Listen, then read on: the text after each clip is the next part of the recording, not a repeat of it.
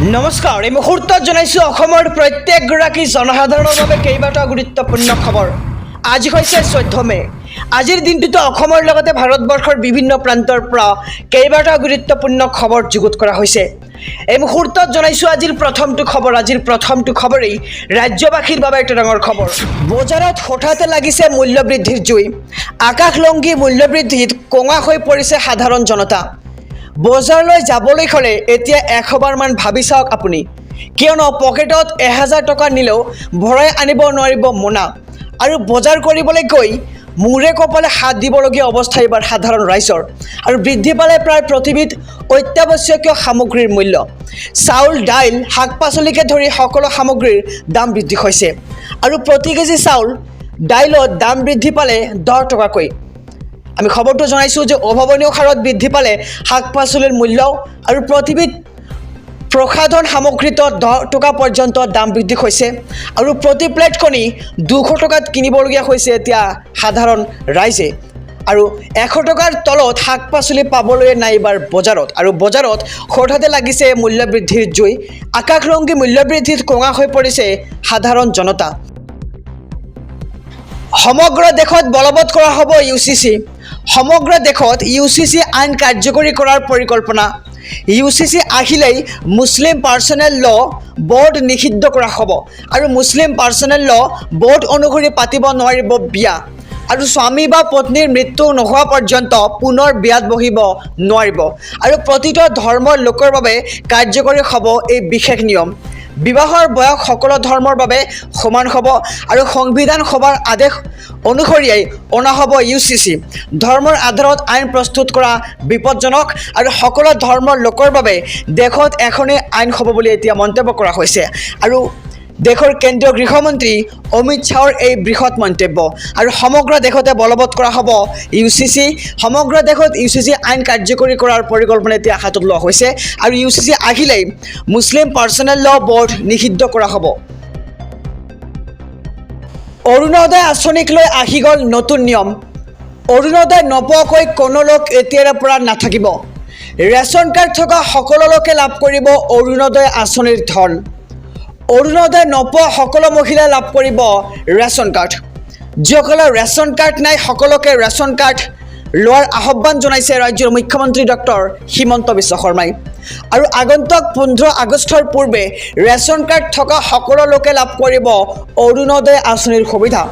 লগতে লাখপতি বাইদেউ আঁচনিৰ মহিলাসকলৰ বাবেও ভাল খবৰ আহি পৰিছে। খবৰটো হৈছে যে 15 আগষ্টৰ পূৰ্বে লাখপতি বাইদেউৰ আঁচনিৰ ধন লাভ কৰিব বেংক একাউণ্টত। আৰু পলাশবাৰীত নিৰ্বাচনী প্ৰচাৰ চলাই এই মন্তব্য কৰে ৰাজ্যৰ মুখ্যমন্ত্ৰী ডক্টৰ হিমন্ত বিশ্ব শৰ্মাই। ৰাজনৈতিক প্ৰেক্ষাপটৰ এটি ডাঙৰ খবৰ। এবাৰ পুনৰ মুখ খুলিছে মৌলানা বদৰুদ্দিন আজমলে। ধুবুৰীত পৰাস্ত হ'ব ৰকিবুল হুছেইন। আৰু চতুৰ্থবাৰৰ বাবে সাংসদ হ'ব মৌলানা বদৰুদ্দিন আজমল। আৰু আজমলে এতিয়াই প্ৰকাশ কৰিলে কৰ্মৰ তালিকাখন। আজমল জয়ী হ'লে ঘৰে ঘৰে চৰে চৰে যাব শিক্ষাৰ প্ৰসাৰ। আৰু গৰাখহনীয়াৰ স্থায়ী প্ৰতিৰোধৰ ব্যৱস্থা কৰিব মৌলানা বদৰুদ্দিন আজমলে। আৰু ধুবুৰীত নতুনকৈ স্থাপন কৰা হ'ব বিশেষ উদ্যোগ। ৰাজনৈতিক প্ৰেক্ষাপটৰ এটি ডাঙৰ খবৰ। কেৱল দিল্লীয়ে নহয়, এইবাৰ সমগ্ৰ দেশৰ জনতাক দিব 200 ইউনিট ফ্ৰী বিজুলী, 2 কোটি চাকৰি, লগতে দেশক দিলে 10টা গেৰেণ্টি। আৰু এই গেৰেণ্টি কাৰ আমি সবিশেষ জনাম।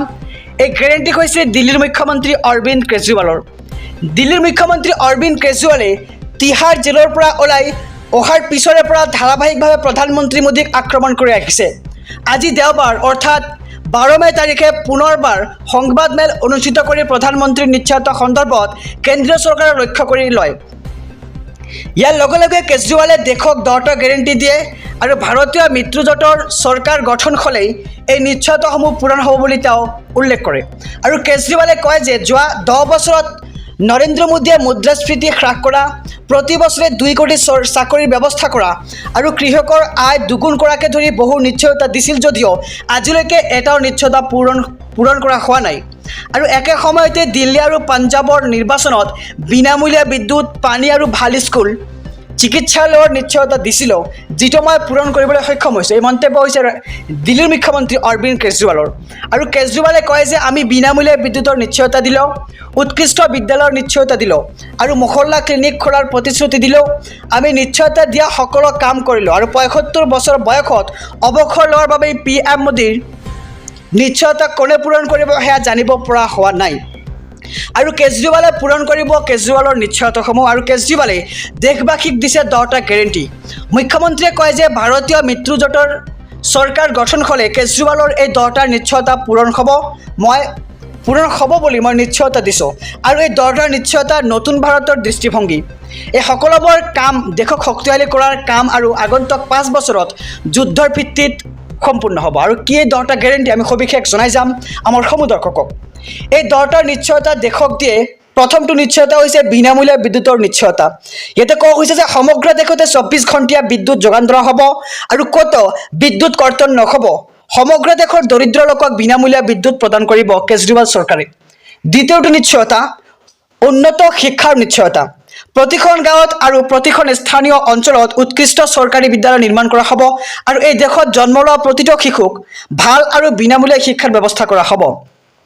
তৃতীয়টো নিশ্চয়তা উৎকৃষ্ট আৰু বিনামূলীয়া চিকিৎসাৰ ব্যৱস্থা কৰা হ'ব আৰু প্ৰতিখন গাঁও আৰু স্থানীয় অঞ্চলত মহল্লা ক্লিনিক স্থাপন কৰিব। প্ৰতিখন জিলাতে উৎকৃষ্ট চৰকাৰী চিকিৎসালয় নিৰ্মাণ কৰা হ'ব আৰু আমি দেশৰ প্ৰতিজন ব্যক্তিৰ বাবে উৎকৃষ্ট আৰু বিনামূলীয়া চিকিৎসাৰ ব্যৱস্থা কৰিম বুলি কেজৰিৱালে উল্লেখ কৰে। আৰু চতুৰ্থ নম্বৰ নিশ্চয়তা হৈছে চীনৰ পৰা ভূমি ঘূৰাই লোৱাৰ নিশ্চয়তা।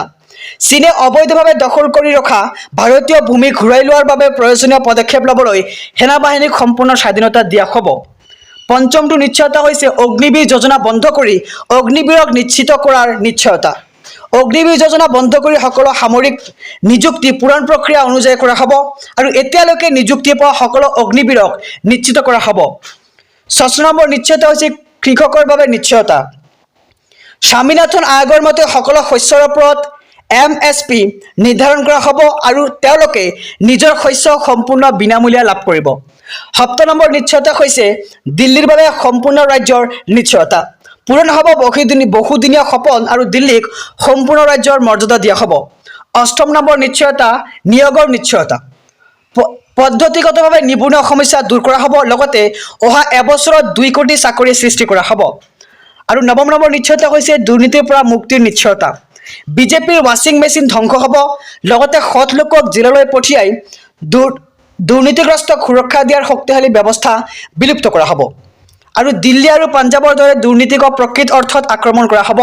আৰু শেষৰ যিটো নিশ্চয়তা সেইটো নিশ্চয়তা হৈছে ব্যৱসায়িক মুক্ত বাণিজ্যৰ নিশ্চয়তা। GST সৰল কৰা হ'ব আৰু আমি এনে এক ব্যৱস্থা কৰিম যাৰ দ্বাৰা ব্যৱসায়ীসকলে মুক্তভাৱে ব্যৱসায় কৰিব পাৰিব আৰু PMLAৰ পৰা উলিয়াব GST।